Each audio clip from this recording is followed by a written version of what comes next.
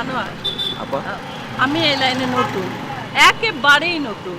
মজনু তোমার সাথে আমার পরিচয় করাই দিছে।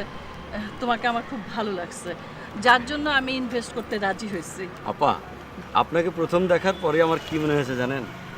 মানে যদি অনুমতি দেন তাহলে বলতে পারি আর কি। আচ্ছা, অনুমতির কি আছে, তুমি বলো না। না মানে আপনাকে প্রথম দেখে মনে হচ্ছে আপনি আমার আপন বড় আপা। আমি তো তোমার বোনের মতোই। তুমি শুধু একটু খেয়াল রাখবে যে আমার টাকাটা যাতে ফেরত আসে। আমি এই টাকা ইনভেস্ট করছি শুধু প্রডিউসার হওয়ার জন্য না, আমার ছোটবেলা থেকে শখ আমি নায়িকা হব। তুমি শুধু মানে বোনের মতো দেখলে এই দিকটা একটু খেয়াল করবে। আপা আপনি চিন্তা করেন না, স্ক্রিপ্ট যেভাবে যাচ্ছে বুঝলেন, আপনার তো ক্যারেক্টার একবারে সব জায়গাতে নায়িকার সাথে সব সময়, খালি একটা হিরোর সাথে সিন ছাড়া আর কি, বুঝলেন।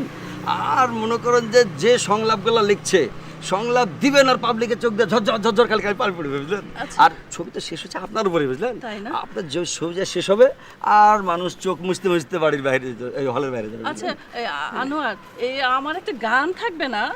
আপা গানের ব্যাপারটা তো ভাবিনি। আচ্ছা ভাইয়াকে আমি বলবো একটা ফ্যামিলি সং দিয়ে দিতে, বুঝলেন। না, তুমি একটু স্ক্রিপ্ট রাইটারের সাথে পার্সোনালি আলাপ করবে, আমার একটা গান দেওয়ার ব্যবস্থা করবে। আর আরেকটা দিক খেয়াল করবে যাতে আমার টাকাটা পানিতে না পড়ে। আপা আপনি চিন্তা করেন না, আমি বললাম না আমি আপনার ছোট ভাই, আপনি আমার বড় আপা। একটা নয়া পাশে এদিক থেকে এদিক যেতে দেবো না আমি। আচ্ছা। যা যা লাগবে যখন যখন আপনার কাছ থেকে চাইলে বাবা। আচ্ছা, ঠিক আছে। আচ্ছা, ক্ষুধা লাগেনি তোমার?